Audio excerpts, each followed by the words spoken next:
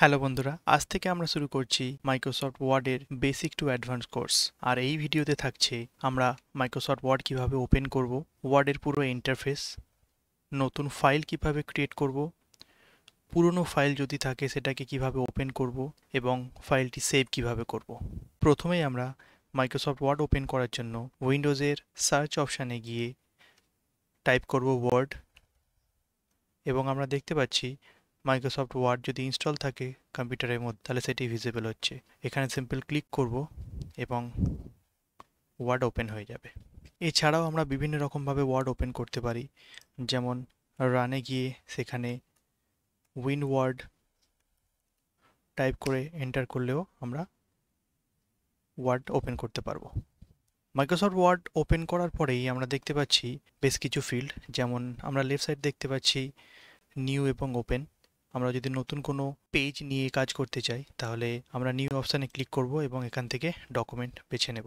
Open হলো আমরা যদি কোনো পুরানো ফাইল সেভ করে থাকি এবং সেটিকে আবার নতুন করে এডিট করার জন্য ওপেন করতে চাইছি, তখন আমরা সিম্পল ওপেনে যাব। তো নতুন ফাইল ক্রিয়েট করার জন্য আমরা নিউতে ক্লিক করব এবং দেখতে পাচ্ছি সর্বপ্রথমেই যেটা আমাদের সামনে ভিজিবল হচ্ছে ব্ল্যাঙ্ক ডকুমেন্ট। আমরা ব্ল্যাঙ্ক ডকুমেন্ট নিয়ে আমাদের কাজ শুরু করতে পারি, কিন্তু এছাড়াও আমরা স্ক্রল ডাউন করলে দেখতে পাচ্ছি বেশ কিছু প্রি রেডি টেমপ্লেট আমাদের চোখের সামনে চলে এসছে। আমরা যদি এটিকে ইউজ করতে চাই তাহলে সিম্পল এটিকে ক্লিক করে আমরা ওপেন করতে পারবো।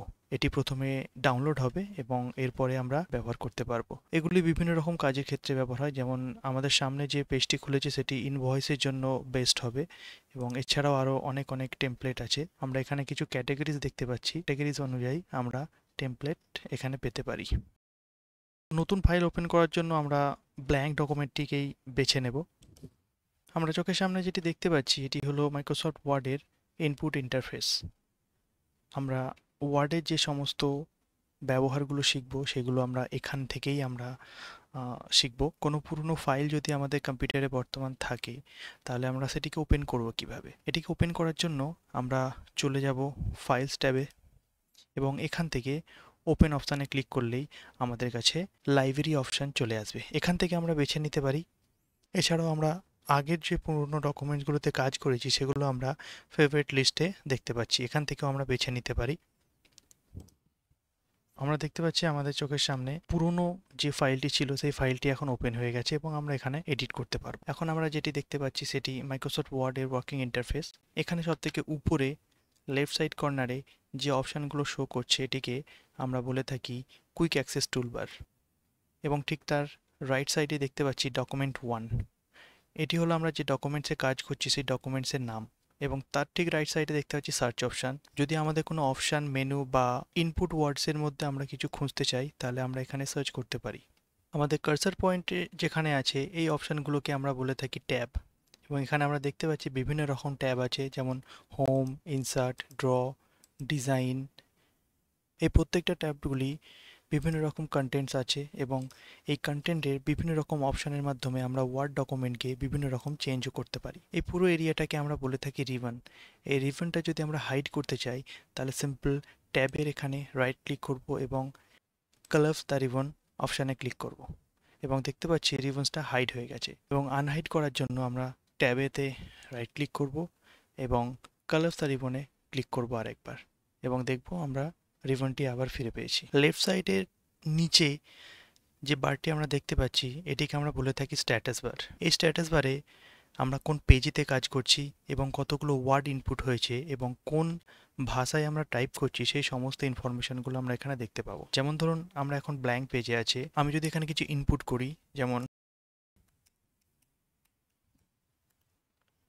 তো আমরা দেখতে পাচ্ছি এখানে দুটো ওয়ার্ড এখানে ইনপুট হয়েছে। আরও যদি আমরা ওয়ার্ড ইনপুট করি তাহলে আমরা এখানে কাউন্টটা দেখতে পাবো।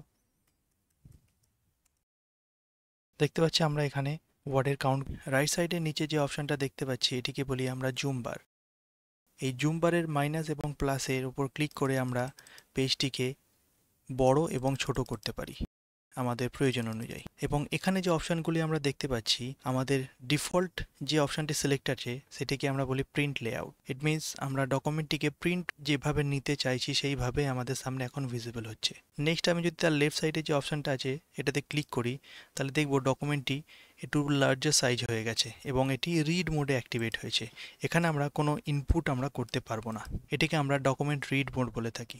নেক্সট রাইট সাইডে আমরা মাউসের কার্সারটি নিয়ে গেলে দেখতে পাবো ওয়েব লেআউট।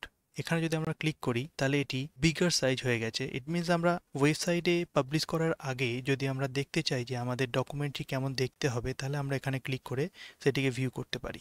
আমরা এখন প্রিন্ট লেআউটে চলে যাব। হোয়াইট কালার মেইনলি ভিজিবল জায়গাটি দেখতে পাচ্ছি, এই জায়গাটিকে আমরা বলে থাকি ওয়ার্কিং এরিয়া। আমরা যে ওয়ার্ড ইনপুট করা, ওয়ার্ডের মধ্যে কাস্টমাইজ করা এবং ডিজাইন ইনপুট করা থেকে আরম্ভ করে ওয়ার্ডে যা কিছু করব সমস্ত কিছু এই ওয়ার্কিং এরিয়ার মধ্যেই আমরা করব। লেফট সাইড এবং টপেতে যে বারগুলি দেখতে পাচ্ছি এগুলিকে আমরা বলি রুলার বার। এই রুলার বারগুলি ব্যবহার করে আমরা পেজের সাইজকে ছোট এবং বড় করতে পারি। নেক্সট আমরা দেখে নেব ফাইলটিকে সেভ কিভাবে করব। সেভ করার জন্য আমরা কুইক অ্যাক্সেস টুলবার থেকে গিয়ে সেভে ক্লিক করতে পারি, অথবা আমরা ফাইল অপশানে গিয়ে সেভ করতে পারি।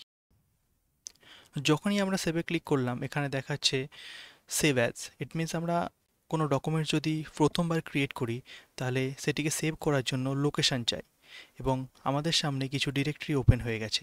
আমরা এখান থেকে যে লোকেশানে সেভ করতে চাইছি সেই লোকেশানে এখান থেকে সেভ করতে পারবো।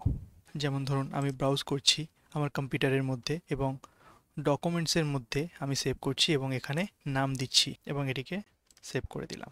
ইট মিনস এই ডকুমেন্টসই আমার সেভ হয়ে গেল কম্পিউটারে।